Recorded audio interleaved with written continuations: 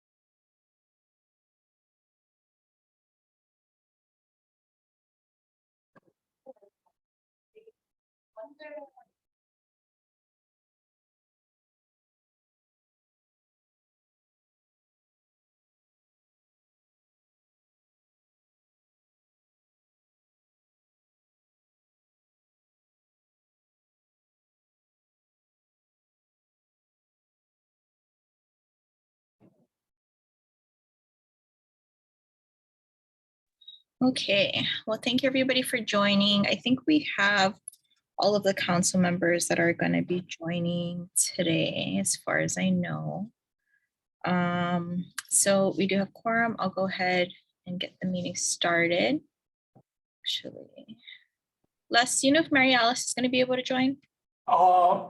She indicated she was going to join, but I'm not too sure if she's busy right now. But Okay. I'll shoot her an email. Okay, sounds good.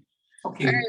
Thank you. All right, folks, it's 1:02 p.m. on Tuesday, September 6, 2022. Thank you folks for joining. We do have quorum. I'm going to go ahead and introduce the council members I'll call in council members when I get to you. If you can please, say your name and let us know if you're in the room with you. I'll then turn to, members of the public. And members of the public, you do not need to say whether anybody is in the room with you. So I'm Onauna Thone, I'm chair of the council, and no one is in the room with me. Tessie? You're on mute, Tessie. Tessie Kinman, Hawaii, no one's in the room. Thank you. Roy? Roy Abe from Oahu, no one's in the room with me. Okay, thanks. Mary? Mary Bashir from Hawaii Island, no one's in the room with me. Thanks, Mary. Ron? Ontario alone. Okay, thanks, Mike. Mitchell Lang, Big Island, Hawaii. Okay. Anybody in the room with you, Mike? No one in the room. Thank you. Okay, Steph? Hello, everyone. Steph Dunbar-Co, and no one is in the room with me. Thanks, Steph. Mahina? Mahina Tudor on Oahu, and no one is in the room with me. Thanks, Mahina. Dawn? Dawn Hager Nordblom on Maui, no one's in the room with me. Okay, thanks, Dawn. Michelle? Michelle Lefebvre and Hilo, no one's in the room with me. All right, thanks, Michelle. Also with us, we have Les Segundo from ERP and our Attorney General, Jody Yee. I'm not going to go through members of the public. If you don't mind just introducing yourself for the record. I'll start with Dean Watase. Aloha, Dean Watasi, planner with HHFDC. Okay, thanks, Dean. I did just get a message from Francine, and she said that she does not have a mic. So Francine, acknowledging that you're here, and that you're Francine Murray with HCDA. Thank you, Francine. I'll go to Randy Chu next. Good afternoon and aloha. Randy Chu, the Division Development Section Chief, HHFDC. All right, thank you, Randy. David Sikink. Right, David Sickink from DBED, Administrator for the Foreign Trade Zone. Okay, thank you, David. Kahea Lani Aloha Veniegas. Oh, here we go. Okay, Kahea is also from FTZ. All right, and Revere Wood. Hi, Revere Wood. AmeriCorp is still lead serving with the State of Hawaii Climate Change Commission. Okay, thank you, Revere. Okay, we have Jason Kagimoto. I think it's Jason. Sorry about that. Yep. Hi, this is Jason Kagimoto with Kauai Water Department, Engineering Division, Water Resources and Planning. All right, thanks, Jason. And Michael Hinazumi. Good afternoon, Michael Hinazumi, Kauai Department of Water Engineering Division. Okay, thanks, Michael. And Pane Meatonga. Hi, aloha, Pane Meatonga, Operating Engineers. All right, thank you, everybody. Okay, so now that we're through that, we still don't have Mary Alice on, so I'm gonna go ahead and defer item number 2 on our agenda, which is the Office of Planning and Sustainable Development Director's report. So Ron, I'll go ahead and turn it over to you for the exemptions committee update.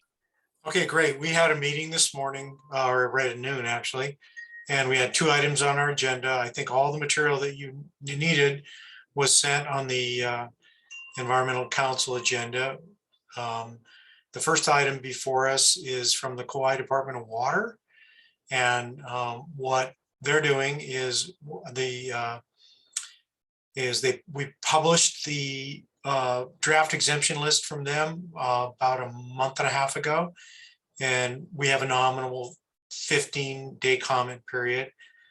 We didn't receive any comments during that period, or we haven't received any since then.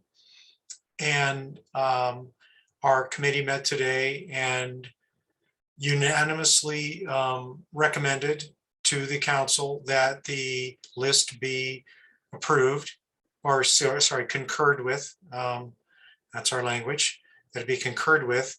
And then the process for them will be over and they can start using the list with a concurred list.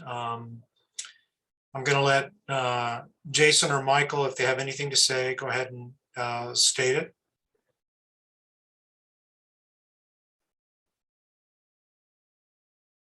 Not seeing any microphones on mute there. Jason, okay, go ahead. Sorry about that. I was looking for the button. Yeah, I guess we don't have, I guess I don't have anything else to add, but yeah, I just wanted to, as Mike mentioned earlier today, just, thank you folks for your help helping us through this process. And yeah, appreciate all the time and effort spent towards helping us. Okay, great. Let me first ask the council members if they have any questions or comments. There will be a quiz, so ask up. Okay. Are there any members of the public that have anything to add to this? I'll give you a second to unmute if you need to. Okay. I don't know if Chris Woodard is just joining us. It looks like. From HHFDC. Okay. Looks like probably not interested in commenting. Anybody else? Okay, good. All right. Well, the recommendation from the committee constitutes a motion. It doesn't need a second. And it looks like discussion is over. There's nothing in there. I'll turn it over to the chair now. All right, thanks very much, Ron, and thank you to the Kauai Department of Water for getting this sent to us. So we do have a motion on the floor. This is a motion for the council to concur with the Kauai Department of Water's list. All those, or I guess any further discussion from council members, comments? No. So all those in favor of concurring with the Kauai Department of Water list, please raise your hand and keep them up. Okay, let's see. Looks like we are unanimous, so I will not do an individual roll call, and I acknowledge Rachel just joined and she is included in that vote. So, all right, looks like we have a concurred with list. Okay, Jason, Michael, nice to talk to you again. And I think this concludes it. We'll get the list that was sent to us will be stamped as concurred with the date, right, Les? Right. And That's correct. we'll post that on our website. And so that'll be available for the other agencies, for you, other agencies in the public. And so it's officially concurred as of today. Thanks very much for coming. Thank you very much. Okay, we want to turn to the HHFDC list now. This is a different stage in the process. They sent the list to us a couple months ago, and we had some comments, initial comments on it. As our process goes, I review it first, and then since we don't, originally we had both the chair of the exemption committee and the director of OEQC in the loop for looking at this. Since we don't, since the director is not, since we have a whole different arrangement now, Mary Alice is not just our, the head of, our little section, but she's got other things going on. We, our process has changed a little bit. So I asked the chair of the council to look at it, and Onana looked at it. We came back with comments, and HHFDC studied them and responded. And as we said in the exemption committee meeting, they pretty much, responded substantively and satisfactorily to all the comments that we had in there. So what they're doing at this point is getting their, Mike, getting their list out for public comment. That's what we are recommending to the council to do at this time. We took that up in the committee meeting. We had a unanimous vote. And again, this is a motion to the council with no need for a second. I do want to find out if there's any discussion from members of the council first.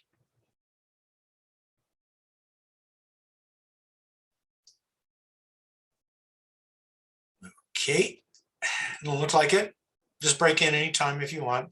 Any comments from any members of the public? And I really should have probably started with asking Dean if he had anything to say from Dean, or it's Randy or some other members from HHFDC. Yes, thank you for the opportunity to present our revised list, updated list. So we look forward to addressing whatever comments may come forward. Thank you. Okay, thank you, Dean. Yeah, right. We're going to put this out, of course, to the public now. We may have much more participation, general participation in this than we've had up to this point. It's just been our committee members. This is an extremely important state agency, that deals with the critical issue of affordable housing right now.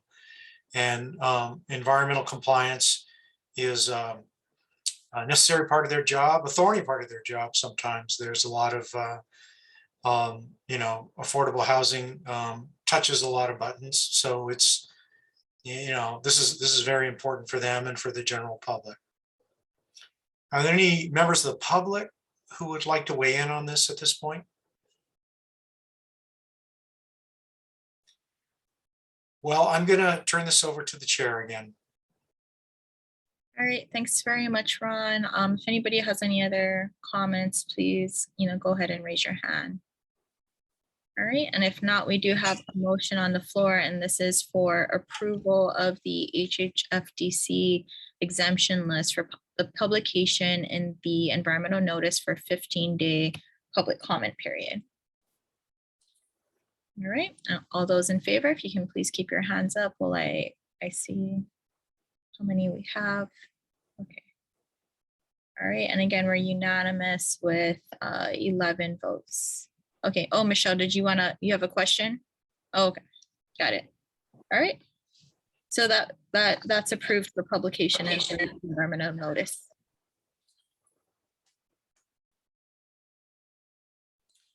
Well, that ends our committee report for today. We're taking up the pig at a separate point, right? That's up next. Okay. So for the members of HHFDC, our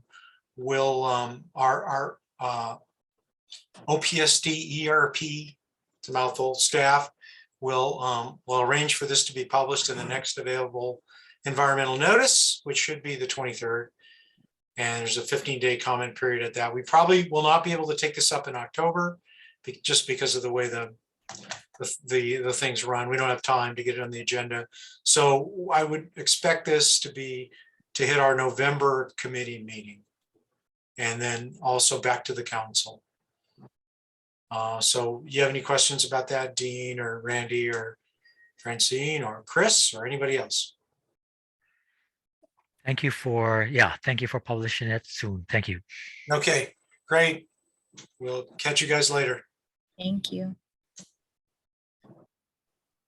Okay, thanks everybody. So next item on our agenda, we are including an item that we had on the agenda for August, but it was deferred. And this was an action to approve the creation of a permitted interaction group to explore means of getting more agency participation in the exemption list process, and also discussion of potential means of enforcement.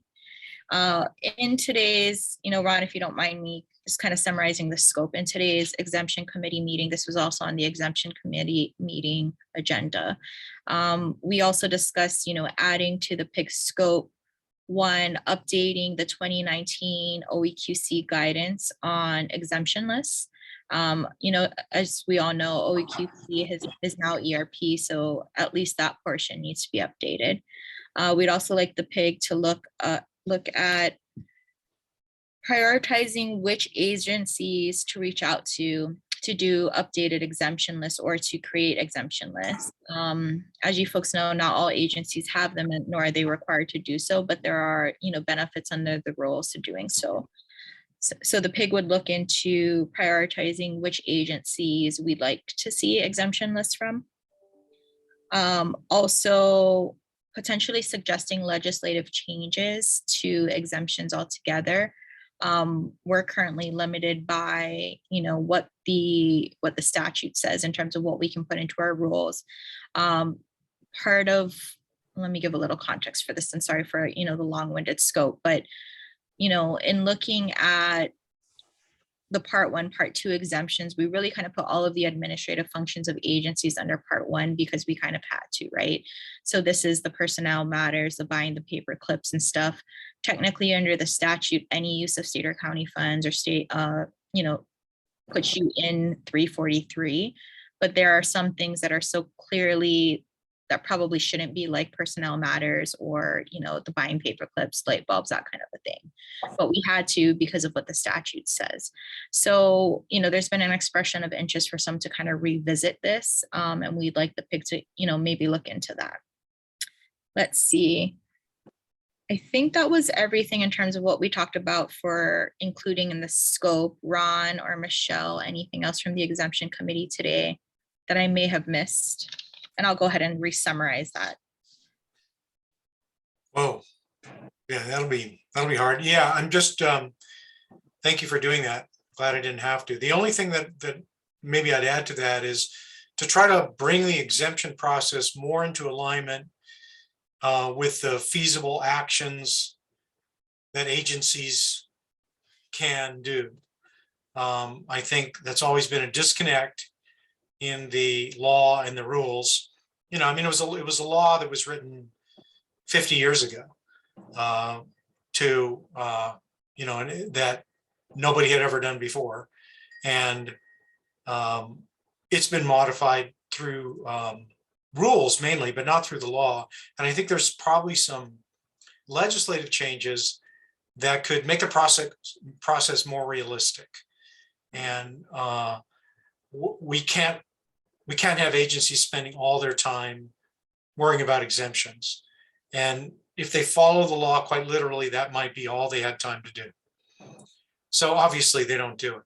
So let's try to get this process in line with what they do for the ones that do it diligently, and without forgetting the critical function this serves for environmental analysis and disclosure in our state too. So if that wasn't quite included in what you said before, I want to have that there too. Nope, that was a good add. So that's the general scope that came out of the exemption committee. I'd like to now ask if there are other members of the council who have suggestions on what, should any additional items to be included in the scope of the PIG, or any questions about, why we want to create this PIG in general.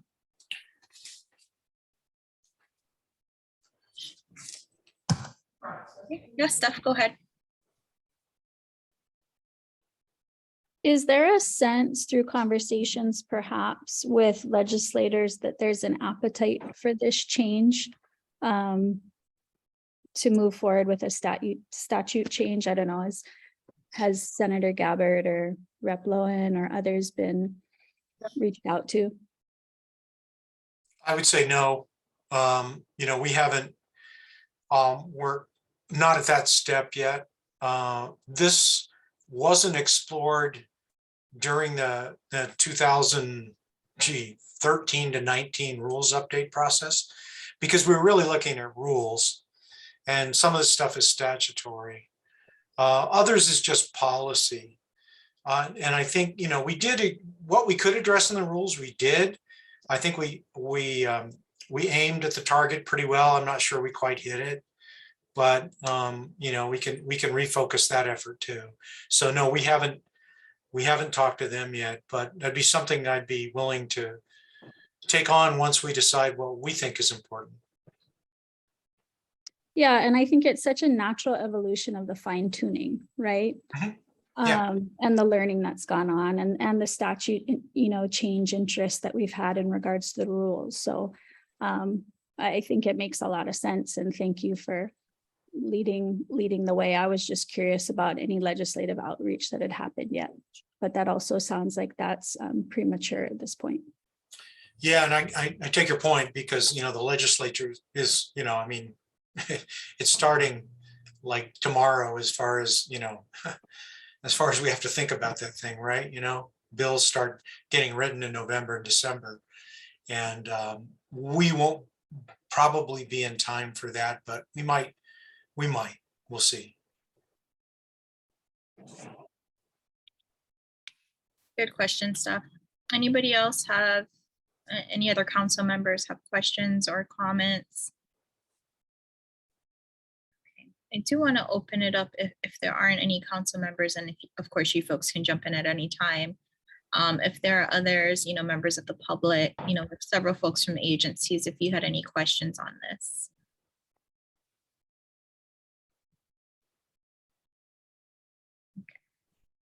I'm not seeing any.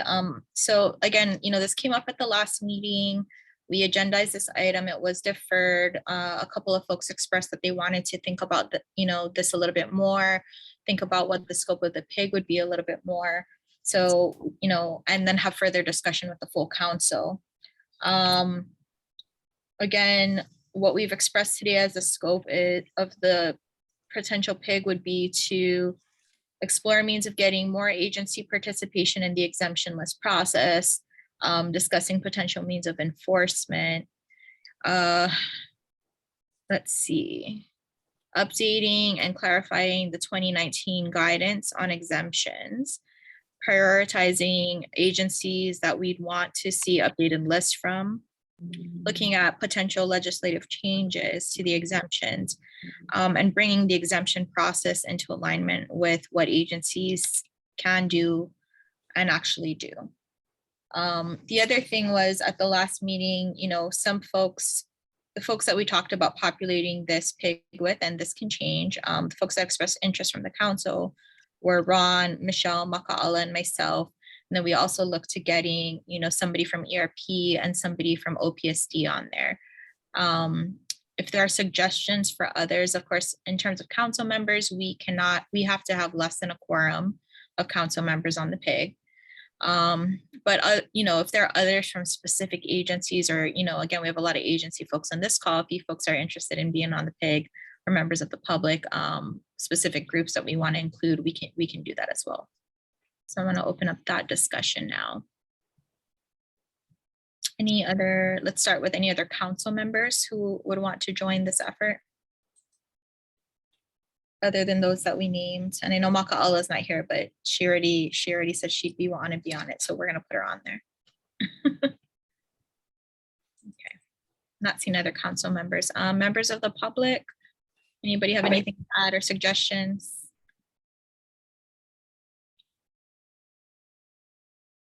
Okay.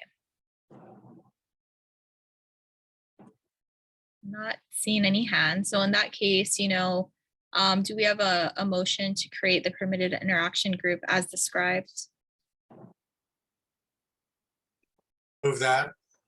Okay, thanks, Ron. And Steph, you'll second? Second. Okay. I got Steph second first, if that's okay, Tessie. All right, any further discussion on this? All right. All right, so all those in favor of creating the permitted interaction group as described, if you can please raise your hands and keep them up so I can take a look. Oh, okay, wait. Okay, Craig, you can't vote, but do you have a comment? Oh, okay, sorry, just for council members. Thank you though. Okay, council members, keep your hands up. Okay, that's everybody that we got now. And Gordon has joined us. Hi, Gordon. All right, thank you, folks. So we do have the PIG with the members that we've named so far, which again are Ron, Maka'ala, myself, and Michelle, somebody from OPSD and somebody from ERP, and we'll of course reach out to them. And you know, down the road, we can start thinking about if there's other stakeholders that we want to include with this PIG. Now, I guess we got to think about timing and stuff like that. So I don't know if we have to decide at this meeting what's going to happen. We haven't, does a permitted interaction group have a chair? Not yet, but we can vote on one. Or Ron, you may volunteer to be the chair. I thought I'd just volunteer because I think I'll get voted in anyway, even if I don't want to. So I want this to be a short-lived PIG. Do our work quickly. So what I will do is reach out. It's not a sunshine group.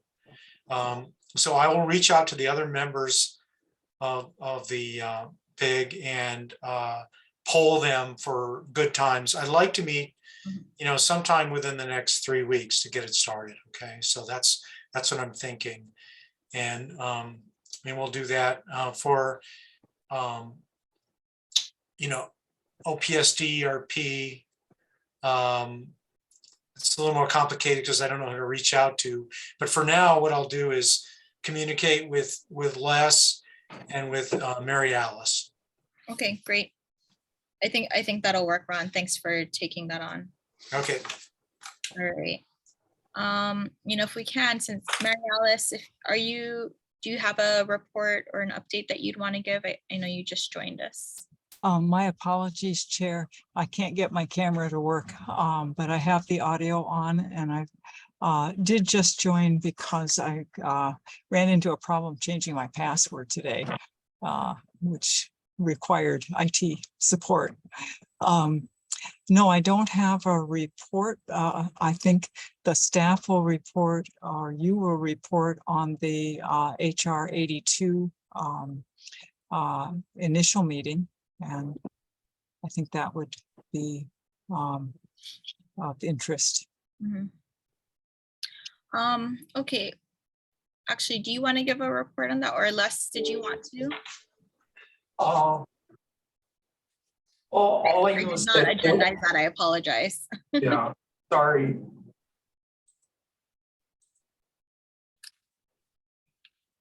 Yeah, Mary Alice, maybe I can add that to the agenda for the next meeting, since that was just the initial meeting for that HR 82 group. And my apologies, I did not include it on the agenda for this meeting. You are correct. It was just the beginning meeting, so. I will add it to the next one though.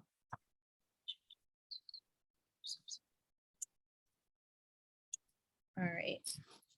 Okay, thank you. You know, we'll go ahead and move on to the Information and Outreach Committee update then. Mary, I'll hand it over to you.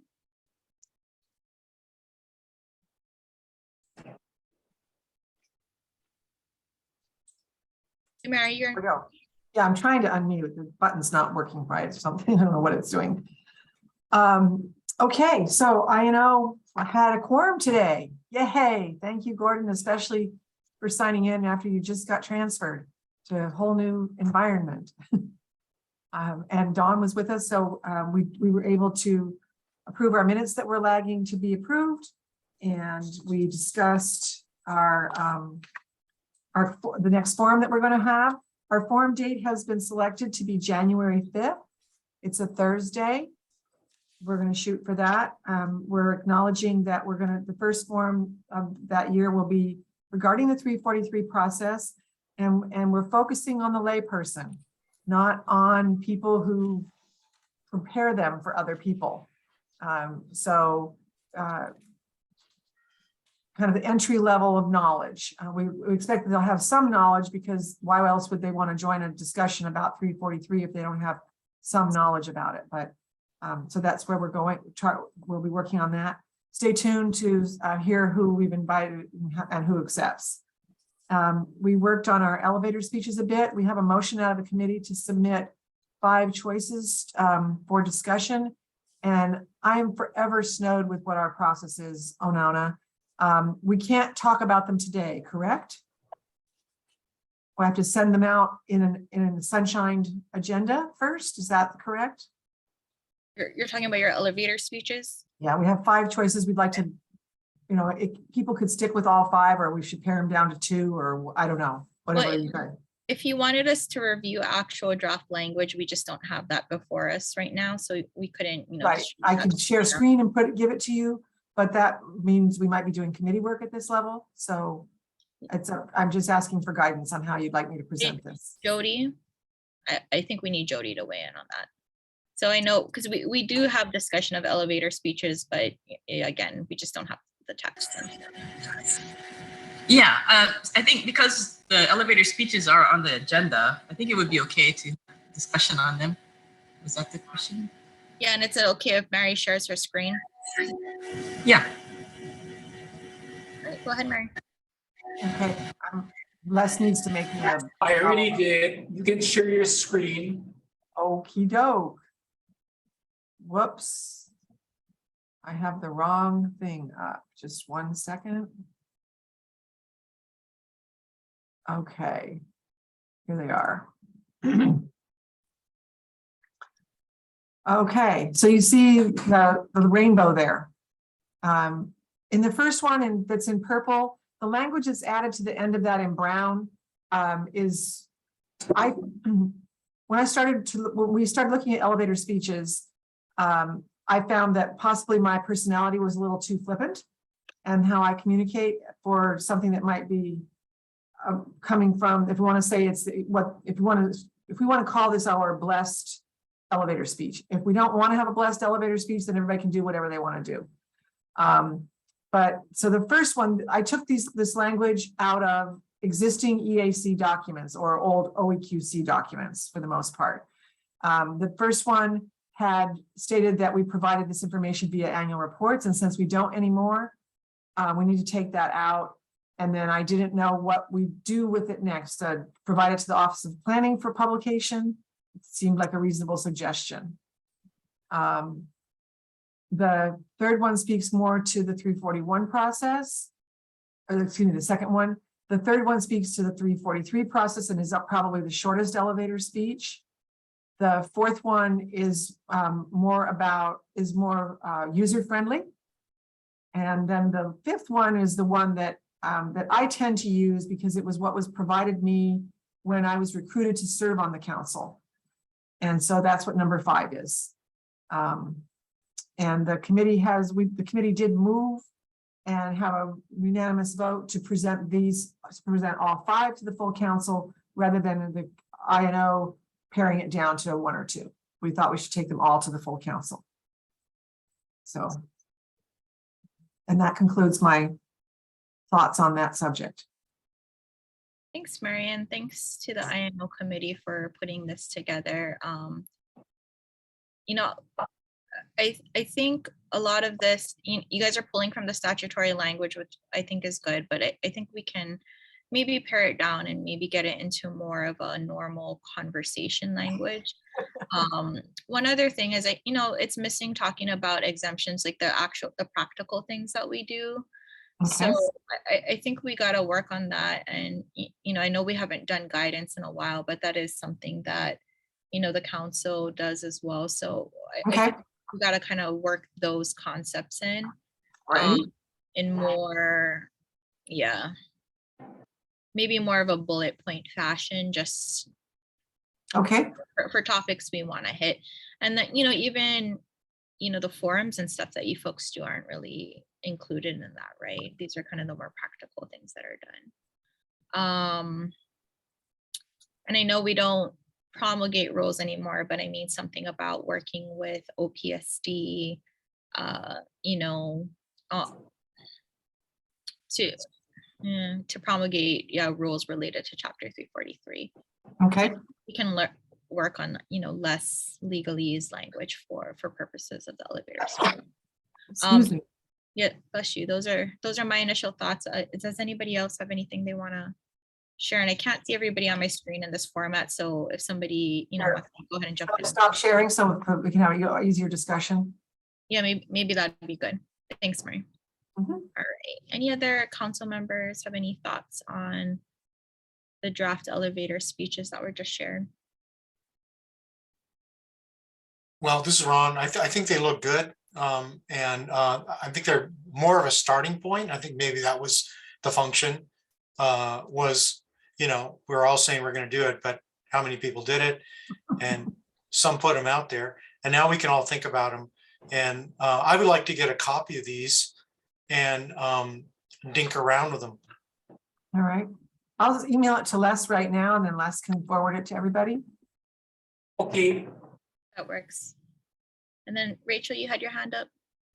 I was just going to say something similar to Ron, that I think it's really helpful to pull all of those different pieces from those different parts of the websites and statutes, and that it can probably be turned into more sort of concise, summarized language that's like those initial things, like the EAC serves as a liaison between the department and the public in matters of this, and focuses on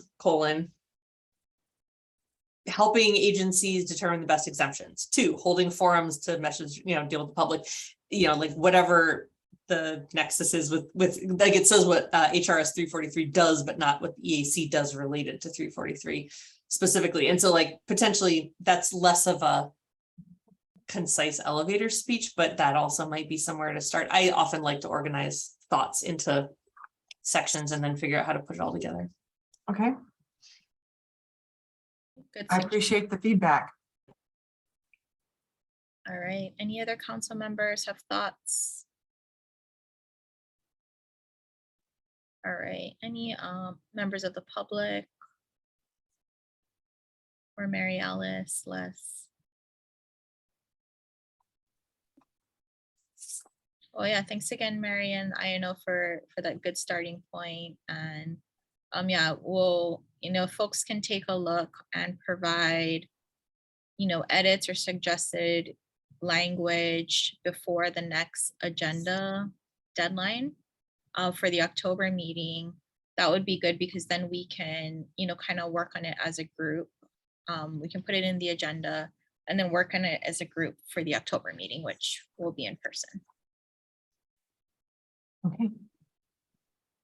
Anything else from INO, Mary? No, not really. That concludes our report. Thank you. Great, thank you, Mary. Okay, so going to Rules Committee, Mahina, I think I misunderstood your text. I thought you weren't going to be able to come today at all, but I'm glad to see you.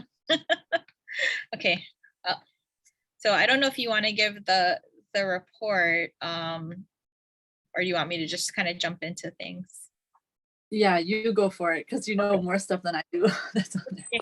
Thanks, Sorry about Anana. that. No, I'm definitely glad you're here. I knew you said you couldn't do rules at 9, so we didn't have a rules committee meeting. But I did put, kind of the policy documents under the Rules Committee agenda item for purposes of discussion for this. As you folks recall from past meetings, the Rules Committee has kind of evolved in what we're doing. Earlier in the year, we were looking at actually revising HAR 11-201, which are our procedural rules.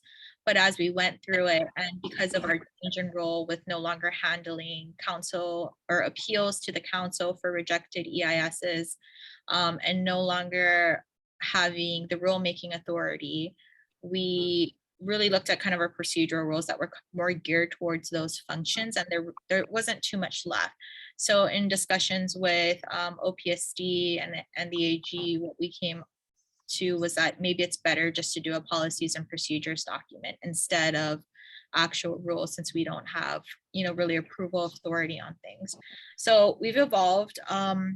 Homework for the different kind of committees over the last several months has been to come up with your draft policies and procedures. So I really appreciate that several folks have submitted things. What you have in your packets is a compiled version of what we have so far. So I started working on just, the general policies and procedures, things like attendance and travel. We're still missing a whole bunch of stuff. This is kind of our starting point, but I wanted to get some things down on paper for everybody to kind of review. And then we had Ron, you did a really great job with putting the exemption review process down. So we have that in our packets. Robin, who wasn't able to join us today, also did the same for the legislative committee. And then I know you folks already have, your approved form procedures from a past meeting. So that's included in the packet. I want to open it up to this group to talk about, what do we need to add? I think, on your reports stuff, I started writing some stuff, but maybe if you could, for the next meeting, add to that section, especially, I just kind of got something down really quick to get us started on that. But, one, let's talk about what's missing. And then two, what's the process going forward for how do we want to revise, any policies and procedures? If there's things folks don't agree with, please go ahead and let us know. And then also included in your packet, Roy put his thoughts down on, some kind of overall umbrella thoughts on what should be in our policies and procedures. So I hope everybody had a chance to review. That'll really drive, this discussion going forward. Okay, any questions on what is in your packets under this agenda item before we proceed? Okay. And Mahina, I think you're still working on pulling out some of the stuff from the old procedure rules that would also get dropped into here, right? Okay. Yeah, so hopefully we'll have that before the next meeting, and we will supplement this. So this is just draft version 1. Okay, no questions yet. Does anybody want to start on things that, in reviewing, what are we missing?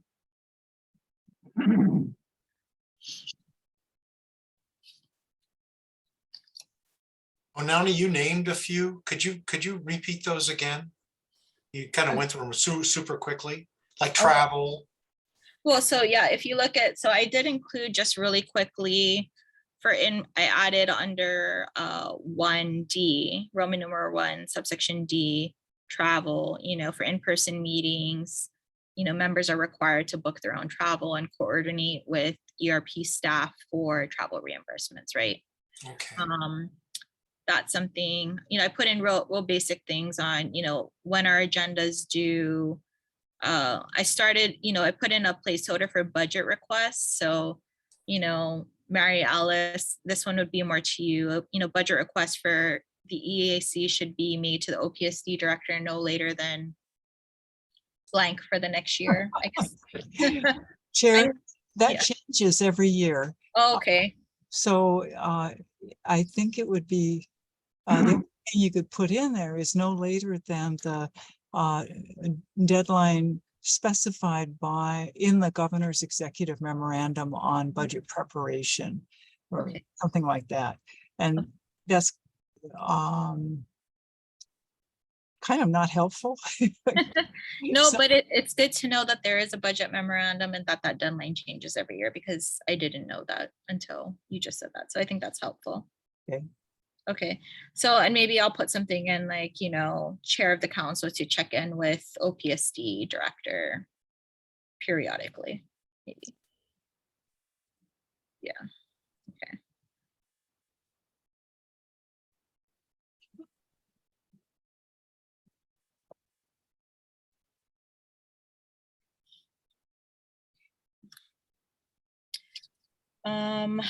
Let's see.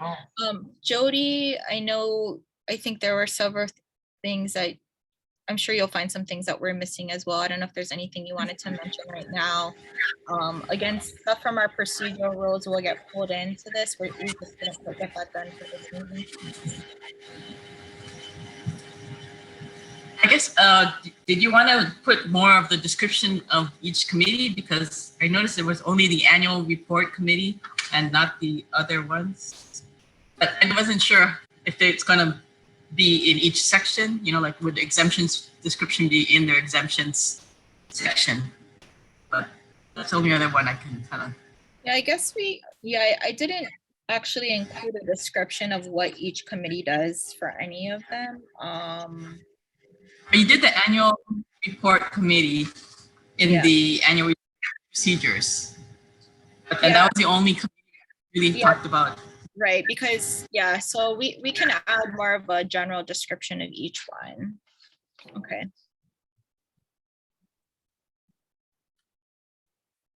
Oh, and then I don't know if you want to put the definitions. Maybe it's just kind of like a former lawyer thing, but a lot of documents have, some of the terms are of course pretty obvious, but some of the acronym, I don't know. Yeah, we can do that.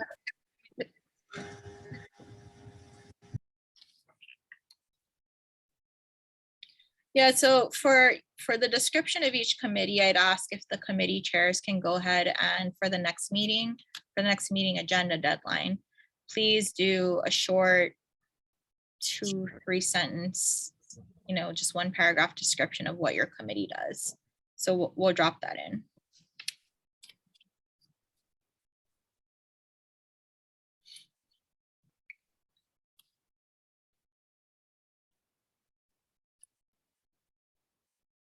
Okay. Anybody else thoughts on what we might be missing?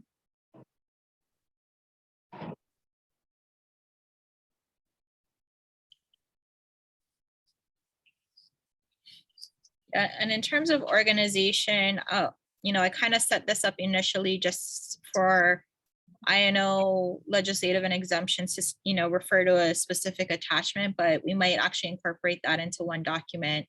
It was more so just for purposes of this. I had received separate drafts from other folks. So again, placeholders, it's not perfectly organized as of yet, but it's a start.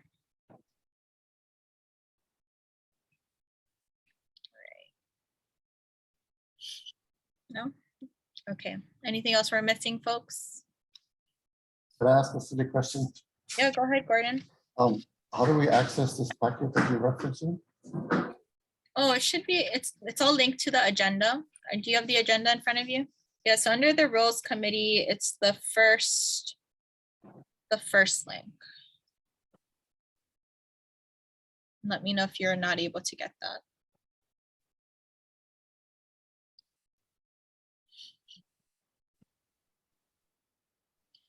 Okay, so while folks are thinking if there are anything else we're missing, our next meeting is again in person on October 4th. And Les, do we have a location for that yet? Yeah, it's room 405, the room that you see on the picture. Okay. Yeah. In the State Building, thank you. So any revisions or outstanding draft policies, I do want to get copies of those no later than September 27th because for our agenda deadline, if you folks can go ahead and send that to me. Mary, go ahead. So are we making our own reservations and being reimbursed? I think Or so. are That's how we- you folks normally do it, right? No. No? No. Oh, Chair, may I? go ahead. We, for in-person from Neighbor Island members, we do a travel approval form. That would be, so Jen would do that for the Neighbor Island members. It has to include the agenda for the meeting and a justification and an estimate of cost based on the state's airfare contract. And then Neighbor Island members, then we purchase those tickets for the Neighbor Island members. And there are some limitations on when the flights can be based on the meeting. So if a member wants what's rather interestingly called a personal deviation to the policy, you let Jen know, and we put that into the TAF, the travel approval form, so that and if that involves any increase in cost, which it might if you wanted to come at a time when the airfares were higher than they would normally be, based on the meeting time and date, then the member would be responsible for the additional costs, but not the base cost. If you are taking a taxi or if you're to the meeting from the airport, then you keep the receipt. We do not pay for tips, so you can only show the actual fare, and that you need to get it in paper or at least print it out from your phone. And then Jen will process that for a reimbursement. And the reimbursement will usually includes a $20 per diem for the day trip, which is intended to cover the cost of your lunch. Mary Alice, you mentioned including the agenda. We don't usually have that until 6 days before. Well, maybe that isn't required for the TAF. We just include, it is for conferences, but maybe for general monthly meetings, it's not. Okay.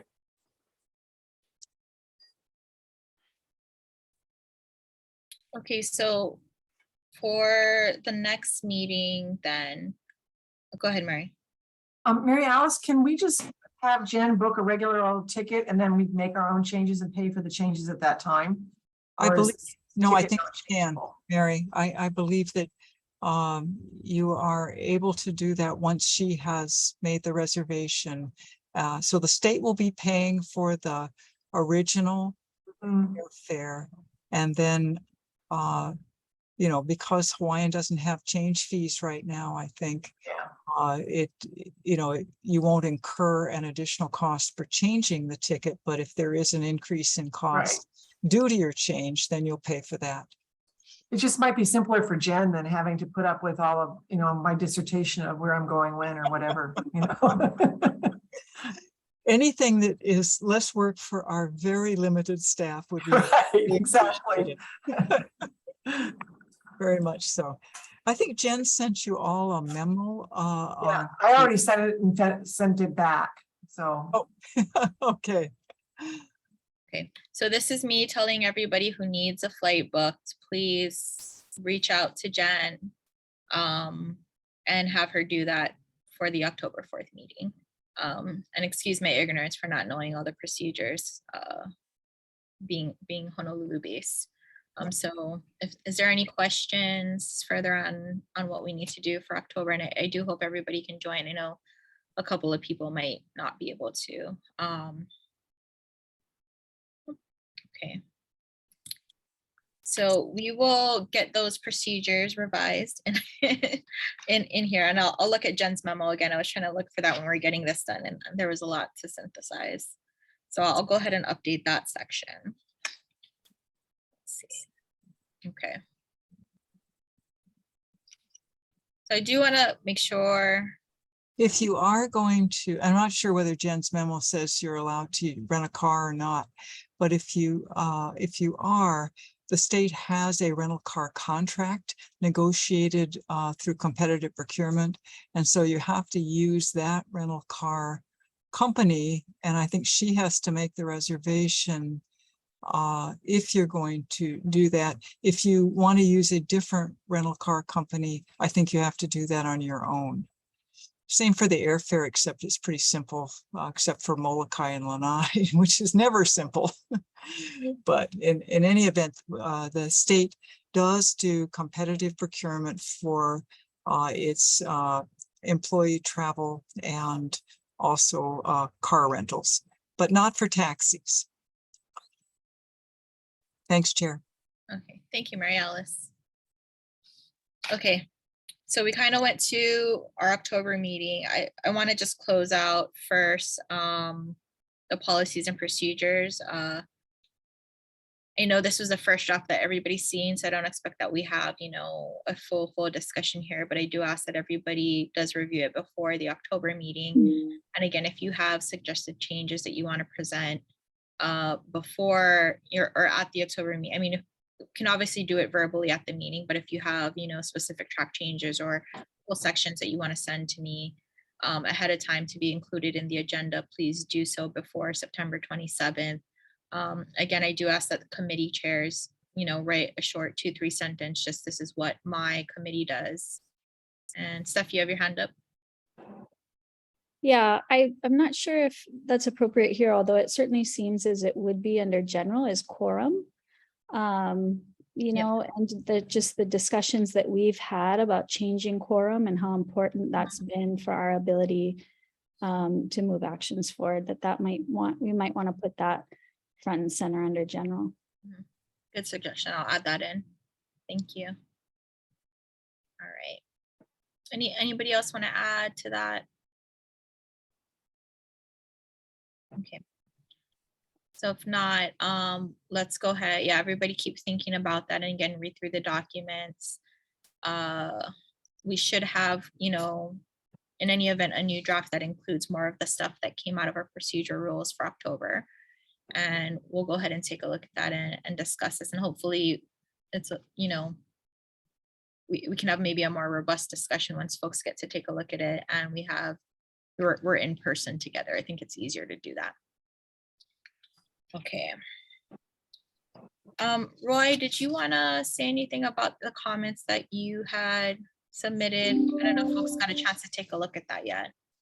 Yeah, well, just some background. I guess a lot of my colleagues, they're in their like late 70s and 80s. So, you know, they have the history with all this environmental protection movement. You know, they're involved in the 70s, developing the regulations and all the water quality standards. You know, I'm a water pollution guy, so yeah, back then, yeah, we had a lot of real brilliant people working on just overall direction of the environment, protecting the environment. And I used to be very impressed with them. They did really detailed reports, and I guess there was a lot of funding coming out of the federal government. It was the Clean Water Act, and they just had tons of funding. You know, would fund scholarships at UH for master's degrees and so on. So when all these students came out, you know, they became consultants, department heads, and I always thought they were really going in the right direction back then. You know, now as an engineer, I see things a little is different. I think a lot of these folks have retired, and I noticed the environmental groups have the biggest say versus the engineers and scientists. You know, regulators, politicians, they listen to environmental groups, and engineers are just, I don't know, we just, well, one is our fault, we don't participate. Two, when we do participate, we get drowned out by the environmental groups. And so anyway, yeah, for me, it's been worrisome. So I just put down my comments and my feelings. Even the funding, you know, we did that INO outreach meeting on invasive species, and I remember the speaker said, you know, they need like 475 million to for the invasive species problem, but they obviously have a lot of issues getting funding. Whereas I'm in the wastewater field, and the city's annual budget for wastewater, this is just Oahu, is like 400 to 600 million, every year. And that's just capital improvements. And then you have another 100 million operating costs and so on. So yeah, I just see that we really should be funding all the, forest protection, watershed protection, invasive species. And I just don't see that happening. And a lot of it is, I think we need a better plan moving forward. And, we don't have the environmental center, we don't have the DOH environmental program now, planning program. So somebody has to really look at priorities, I feel. Let's direct funding where it does actual good. And even on the environmental council, I always thought, I could make kind of big changes or do a lot of benefit, but it's hard. It's just, the council has limited time, limited outreach and so on. So, but it's something to work on. And I just put down my thoughts. So yeah, thanks for the opportunity. Thanks, Roy, for taking the time. And I think it's not just limited time for the council, but limited authority, right? So I think some of the stuff you talk about is, unfortunately beyond what we can do, but I don't know, maybe discussion for identifying those types of priorities in an annual report seems appropriate. Yeah, I think, it's not necessarily us that has to do it, but somebody has to point out that there's an issue here. And I think even back in the 70s, there was a lot of talk on creating a Department of Environment. And the reason was DOH, had to do with health problems, and the LNR had certain responsibilities. But really, I think it would be good to have a Department of Environment and look at all the environmental problems together holistically and set priorities. Yeah. Yeah, I know they've tried to get a bill through in the last several sessions for that. So I expect that'll keep coming up. Mhm. All right, thanks, Roy. All right, anybody else comments or questions? And members of the public, if you have any, comments or questions at any time, please feel free to raise your hand. Yeah, sorry, one more comment.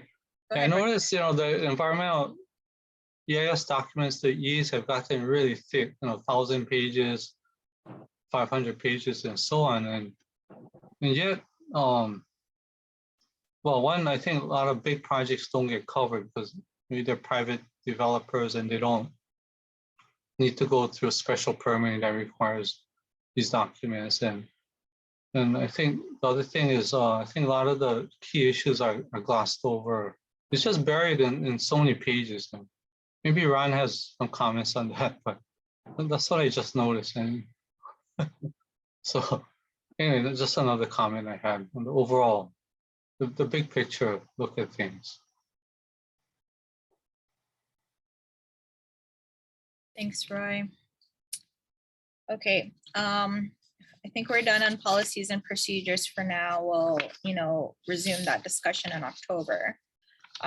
Next up on the agenda is, let's see, we had a request by a member of the public for a list of cultural assessment providers. And sorry, I'm looking for my notes. My apologies for too many papers and agendas right here. This is somebody who works, I think they're referring to, a state EIS that was being done, state federal EIS, and they were looking for, folks who can do CIAs. So the reason I agendize this is, really just talking about, one, whether or not the council should even have a list. And I believe, and unless you can go ahead and I think you have some background on this, I believe OEQC used to have one identifying providers, but it's since been taken down. I don't think it had been updated in a long time. So Les, I don't know if there's anything else you wanted to add to that discussion.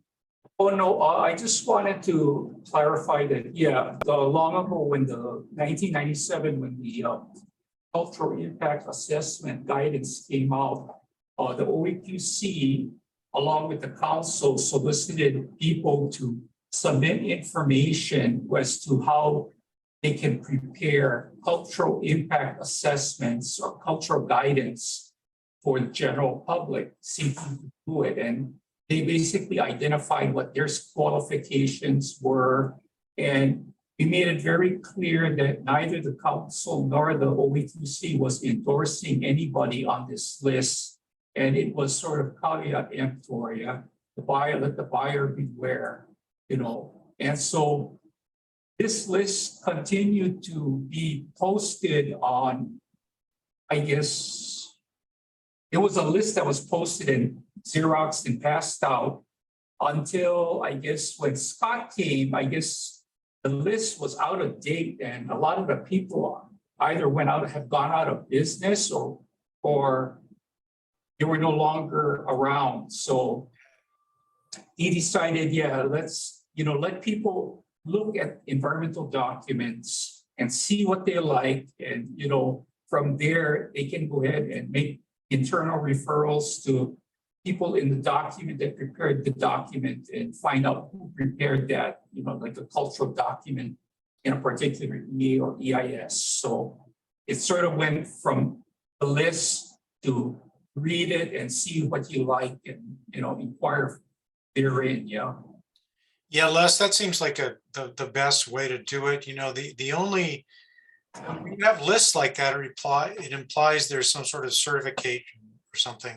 Yeah, that's what we were trying to avoid, is telling people that, oh, these people have been vetted, and that's in no way was that done. Yeah. Yeah, and some newer firms felt that was really unfair. They were more qualified than other people who were on that list. And SHPD, by the way, does this for their archaeological, because those people do apparently apply to SHPD to demonstrate that they meet the Secretary of the Interior's qualifications for historic archaeologists and architects. And, that's different. And that's like a list of licensed architects or licensed engineers or things like that. But for cultural impact assessment, there are people out there that have, 5 people in the firm have PhDs and there's others that haven't gone to college. And it doesn't necessarily mean that, one is better than the other. So, I strongly suggest that we don't try to vet those. Yeah, those are good. Go ahead, Michelle. Oh, no, I just gonna say I completely agree, because there's no, you don't have to be a permitted CIA specialist, but you do have to be a permitted archaeologist to work in the state. I think that's absolutely true. And it's consistent with other federal agencies I've worked with, in the NEPA realm as well. They, the agencies don't hand out lists except if they're permitted consultants, if, there's a certain permitting process to be qualified. So yeah, just agreeing with what's already said. That makes sense. Yeah, and for cultural impact assessments, there aren't any criteria for how to do. I mean, there's guidance on how to do one, which of course we are still looking at updating at some point. But you don't need any kind of certification to do one. And there's an excellent database available to look at people who've done it. And that's the OEQC, or the old OEQC library, the environmental notice library. You can really search through that. Okay. Yep. So this discussion, I think, was good. I wanted to see if there was any kind of an appetite to have a list again. If we did, I was going to suggest that it just be a list of these are people we are aware do them. We don't endorse them by any means, kind of more like a yellow pages thing. But it's sounding more so like folks maybe don't even want to do that, which is fine, right? Because I'm not even aware of the universe of folks that do them. So yeah, Mary Alice, I guess in terms of a response to the person who reached out for this particular inquiry, I know it's already been some time, when she reached out and when we had our meeting. But if you'd like, I can craft something just accordingly that we don't have a list, and we suggest that they take a look at, the website. Okay. Thank you. Okay. Any other thoughts on this particular topic, folks? No? Nona, if it helps you, I can draft that and send it to you. Then you can edit it and send it to Mary Alice. Okay. Helpful. Thank you, Michelle.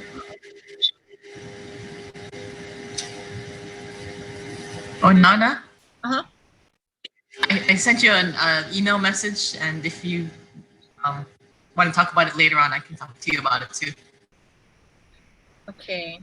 It's now? Yeah, but we can talk about it later. Okay. Yep. Thank you, Jody. Okay.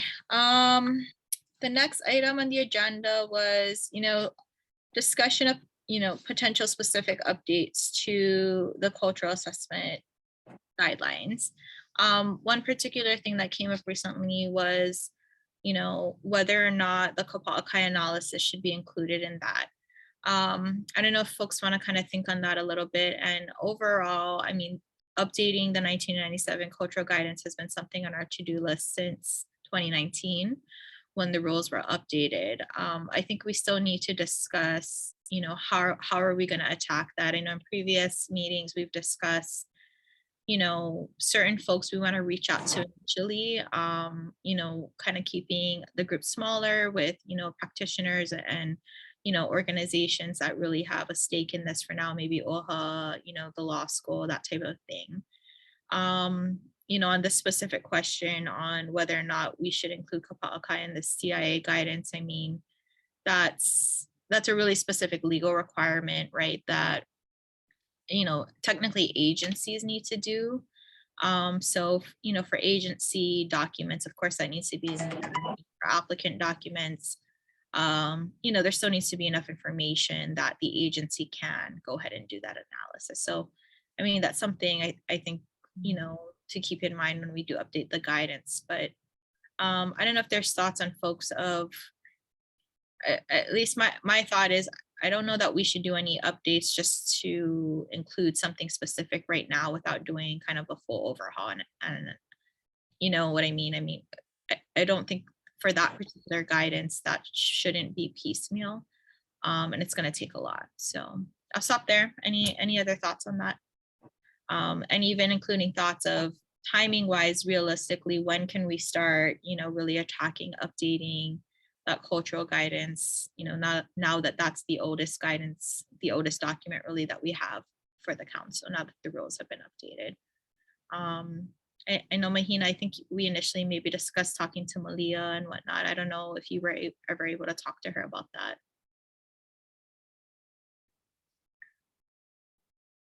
Yeah, I was. It's tough during the academic year. All professors are just so busy with classes.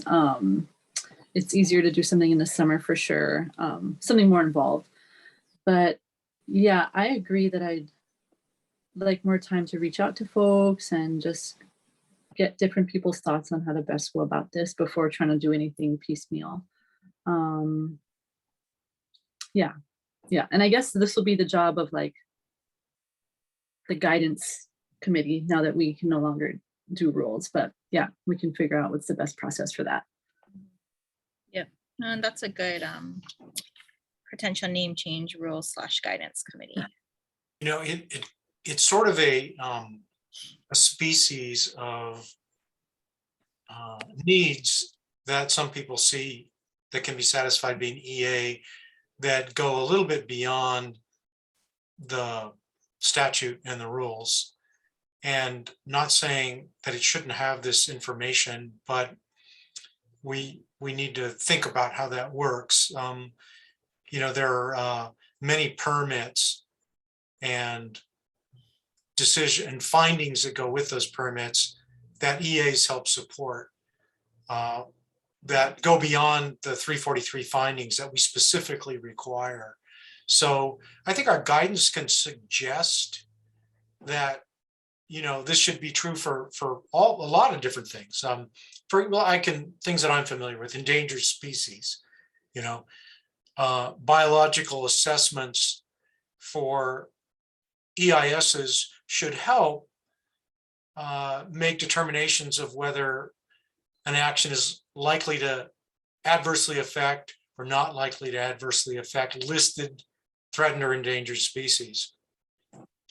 That's clearly useful information to include in an EA, even though it's not strictly required in those words under 343. But I don't think that our we should never say we require that to be done, because it's beyond our ambit. That's a good point, Ron. Thank you. Okay, any other thoughts on this? I just, it's Steph, sorry. Just want to echo agreement with what you shared and around not piecemealing this. It's incredibly important, and I'm not sure I understand. Oh, sorry, that was Siri. Sorry, Siri.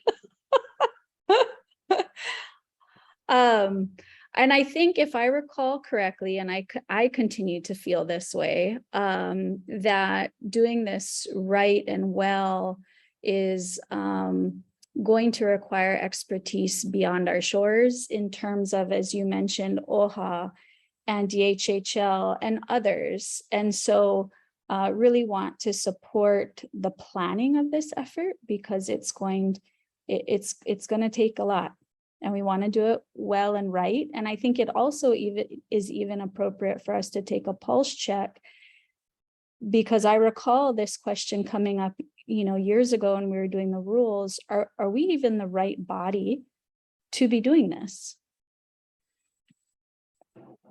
Such a good point, Steph. And I think that was a big issue for us, right? In terms of, because we had folks specifically ask for, what do you do for CIA? A CIA should be required for this.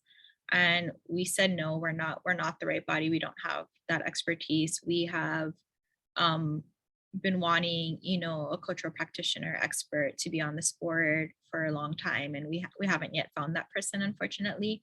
So I think for us, in terms of the guidance and part of the outreach, to Malia and others, was definitely being involved in terms of the planning and the bringing together of the folks to start talking about this, and then kind of figure out from there, maybe where the planners and the folks that put what comes out of, whatever forum into words for the guidance, but really the conversations are going to be led by others. So yeah, I think that's something we still need to visualize on how this process would work as well. And I think part of it was that folks are generally, we do have some, some organization and structure in terms of the process that we went through with the rules and kind of bringing a lot of different stakeholders together.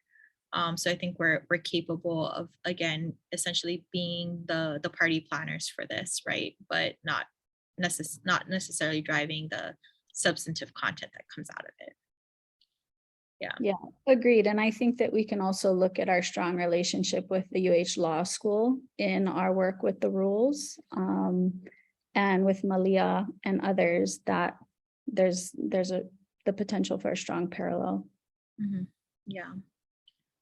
So I know, I think this is a really good discussion, again, to take a pulse check from the council. And if others have anything to say, please feel free to jump in. In terms of what's realistic, we are in September. The end of the year is quickly coming, and we'll be in ledge, soon.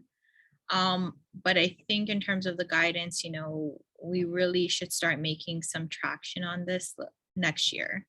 So I don't know if early next year, and Mahina, I do look to you, because I think you have the closest relationship with you being at the law school in terms of really starting the discussion. Is this something we can aim for to, this might have to be a super phase process, like a 5-phase process to updating this, but at least start talking to folks and get an initial meeting with the stakeholders on what should we do? Right? Should we even update it, leave it as is? If we talk to, the most important stakeholders to start with right now, and they say just leave it, then okay, we leave it, right? I mean, probably not going to be the feedback, but we want to make sure we even ask that question. So I just don't want this to fall off of this group's radar. So if we can, collectively agree, okay, in January or February, because I know January is ledge, but let's really try to make some moves on this early next year. Does that sound realistic for everybody?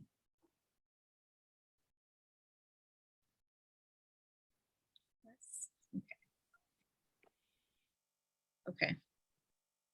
I was just gonna say, I think what I'll do, just knowing how busy Malia is, maybe I'll reach out to some of the folks she works with at, what's it called? Kali'u Kapakai Collective. And they do a lot of work around this. So maybe they can help to start brainstorming what that initial outreach could look like. And yeah, I think it's realistic. We can do it. Okay, sounds good. Yeah, I mean, if people want to make moves sooner than that, let's go ahead. I don't want to be overzealous and fill a deadline. No, none of us like that, but I know everybody's busy, and we're at the end of the year, so there's a lot of stuff coming up. But yeah, if you can reach out to them, I think that'd be really great. Thank you. Okay, any other thoughts on this? If not, I want to keep moving through our agenda because I know we lose some people a little before 3. No. Okay, well, thank you folks for that good discussion. Next on the agenda was, continued discussion of potential content for the annual report. I don't know if anybody has anything in addition to add. Of course, we'll talk about any updates we've had over the last year. Talk a little bit more about, now that we have had really a full year of transition to being housed under OPSD, talk about some of the things that came out of the legislative session.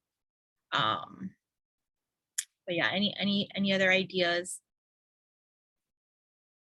Okay, and I think if we can kind of finalize this before the October meeting, I'd like to, because we'll have to get language approved at the November meeting so that we can get it into OPSD by December. I think that's our deadline. December 1 is the deadline OPSD has given us. Yeah. All right. Go ahead, Steph. Do we have an updated list of who's on the annual report committee? Yeah, right now it is you, Roy, Tessie, and Michelle. Okay. And forgive me, but do we have updated guidance on what OPSD is looking for from us in terms of an annual report, as this has pivoted significantly from past reports? I mean, I know we have last year's as an example. I think that the Office of Planning and Sustainable Development will put in whatever the Environmental Advisory Council asks us to. But we do have generally a consistent format for our different programs. And we also get formats from DBED because they also need to turn in an annual report. And we try to, not, enter once, distribute many times, as opposed to trying to write a separate one for all of these different reporting requirements. But I want to emphasize that we will put in whatever you want to put in. Thank you, Mary Alice. Yeah, and last year's annual report was, it's stuff we did something kind of real quick with the transition. So, it could be as simple as that, but of course, if we as a group decide to do something a little bit more, we can do that. It just takes some additional time. So, okay, well, I'd say everybody start thinking about that a little bit more. Again, we'd have to get it on the November agenda for approval so that we can get it to OPSD by December 1st. And yeah. All right, any questions on that? Any further questions on your report? Okay. And before we lose people, we're basically at our last thing. I want to just get to Jody. I'm going to hand it over to you. Apparently, there's a new ethics commission required training for all state employees. So that's boards and commissions. So, Jody, if you don't mind just talking about that a little bit. Sure. That's in a nutshell, what you need to know is kind of what Onana said. If you haven't attended an ethics training before,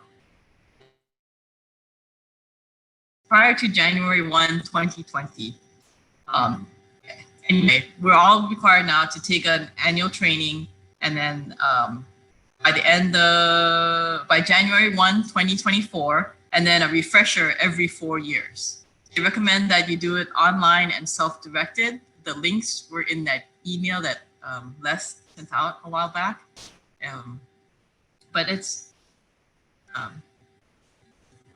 basically for all the boards and state employees and everyone. If you're, it gets a little complicated if you're a legislator or a higher up kind of official, but for the purposes of this meeting, of these board members, just know that if you haven't attended any training before, or if your last training was prior to January 2020, then you have to complete one training by January of 2024, and then every 4 years thereafter.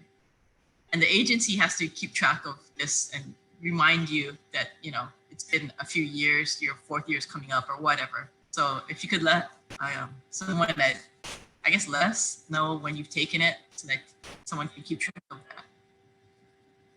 That's about all I learned from ethics. It's something new that everybody's got to do. So there is going to be a lot of people doing the trainings, which is why they suggested doing the online instead of the live and in person.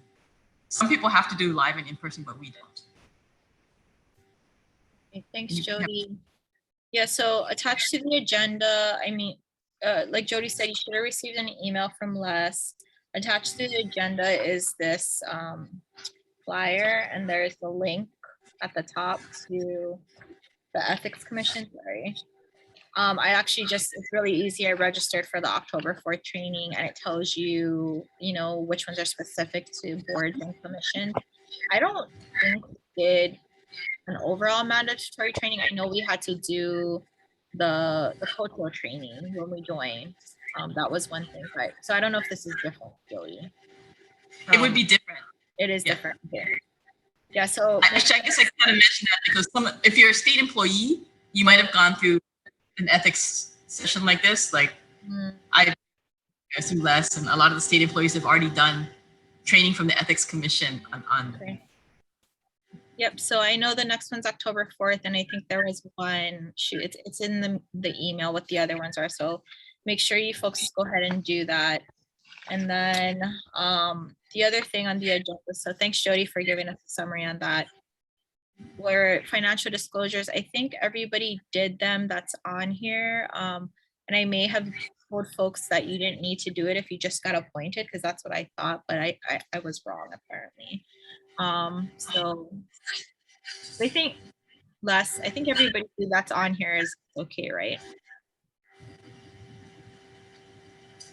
I think so, yeah. Okay.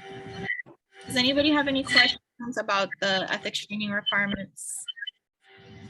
All right, and I'll be able to give you guys more information. Oh wait, shoot. Right, so I signed up for October 4th. That's our next meeting. I might have to move mine. You can take it. It's October 5th. October 5th. Okay, that's what it is. Okay, I can't tell you. I was going to do the next meeting. That's what it is. Thank you. Okay. All right. Any other announcements by anybody? Questions, thoughts before we wrap up? Okay. I had one thing that happened to me on the INO meeting and also this meeting, that I clicked on the reminder that came up and I went to one meeting and everybody else was at the other meeting. So I know Mary Alice came into my meeting and then we found out that everybody's in the other meeting. So I had to click on another link. So I don't know how that came up, but it happened to me for the INO meeting and this meeting. Hey, Les, can you look into that?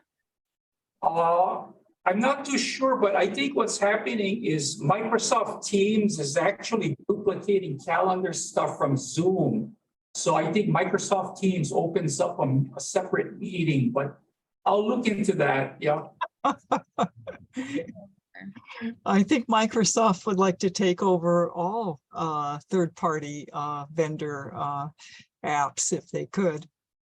But don't quote me on that. Okay. And then Yeah, Rachel, I just got a notice from Microsoft Teams saying that somebody started the OPSD all staff meeting, Mary Alice. So I'm not sure if that's related. We're on Zoom, so they must have, watch out for that myself. And by the way, Gordon, thank you very much for redirecting me to the Zoom meeting.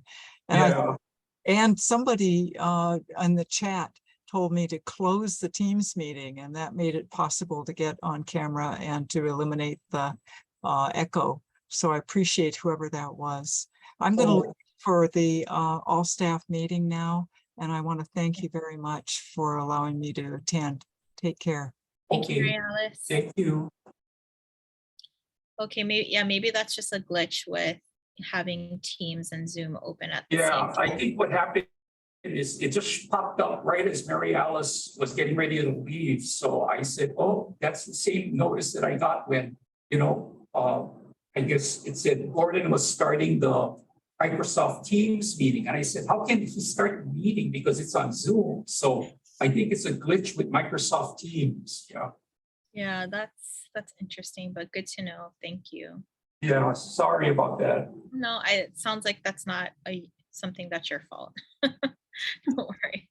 Okay, sorry, Rachel, you had your hand up. Oh, I got stuck in the waiting room for a while because it was, I think, not saying that I was here. I was going to ask when if there are committee meetings that are going to be planned for October 4th, and if so, what time in the morning they start. Yep. So October, I think we'll keep to the same schedule on October 4th. Steph, I guess I'll ask you now, because what we have been doing for Zoom was annual report 8 to 9, rules 9 to 10, legislative 10 to 11, INO 11 to 12, and exemptions 12 to 1, then full. No exemptions. Huh?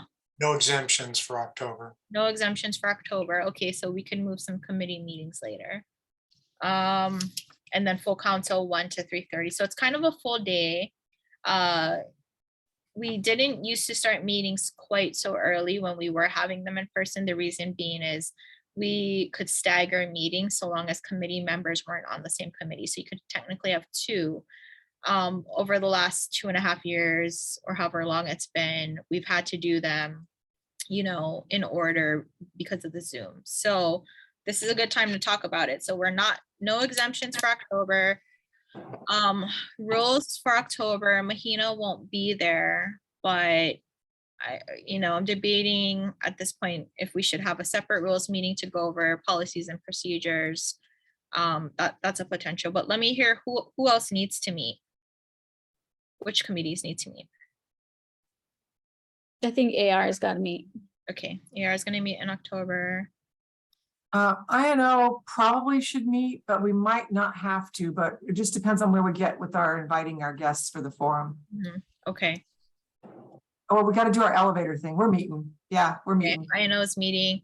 Okay, legislative, I'll reach out to Robin to see if he needs to meet. Steph, are you coming in from Molokai? Yeah, I'll be on Oahu. Okay. No, I'm just thinking times for flights, because I know from Molokai, Lanai, what times can you guys get here? So for those committees, I just want to make sure I can schedule people. I think if Mokulele is on time, the earliest flight will land in Honolulu at around 8. Okay, 8 a.m. So probably 9 a.m. is the earliest for any meeting. So sorry, guys, I gotta go. Okay, thanks, Ron. Bye, Ron. I think we still. But Mokulele is never on time, so. I shouldn't have even said that. Like, yeah. Okay, so Rachel, we have you on strategic planning and rules right now. I don't know that Robin, and I'll check with him again to see whether he's gonna need a strategic planning meeting. And legislative, I'm guessing probably not, but yeah, we'll see. And then rules, let me think about it a little bit more in terms of whether we'll have a rules meeting that day. I'll talk to Mahina and whatnot, and if not, maybe we'll just do things, you know, through the full council again in terms of looking at the policies and procedures. 'Cause I think, you know, we really do need input from all of the committees on the policies and procedures in any event. So for sure, we need AR and INO right now, and I think that might be a potential rules meeting. But I would say for folks to plan to be in Honolulu, starting meetings by 9 if we can. Once you folks, you know, make your flights, if we, you know, for some reason can't make it work, let me know. And I'll try to figure out rules this week if we're gonna have one or not. Yeah, can you just let us know ahead of, as soon as possible, because we're gonna have to make flight arrangements for some of the neighbor island members and stuff, and you know, we want to make sure that they can get in on the earliest flight possible, yeah. Yeah, I was gonna say, I mean, if all of them can just make your guys' flight arrangements, yeah. Because it sounds like you can change them if, well, I don't know about Mokulele in terms of change fees, but No, they'll charge. for that, yeah, okay. I mean, how many Mokulele flights are in and out? Do you have to, I mean, there's not that much availability in any event, right? No, I mean, I don't know what Molokai is doing, but like we, if I don't make it pretty soon, it'll book up. Like we had Okay. people like 2 weeks out trying to come over on a Wednesday instead of a Monday, and there's like absolutely nothing. So, Yeah. I mean, I can make flights just like coming over on the first flight and leaving on sometime in the afternoon, late, like evening. Yeah, because I mean, our full council meeting will for sure be the 1 to 3:30 schedule time, like we normally have. So your return flight can be at that, but I would just plan. Let's see, yeah.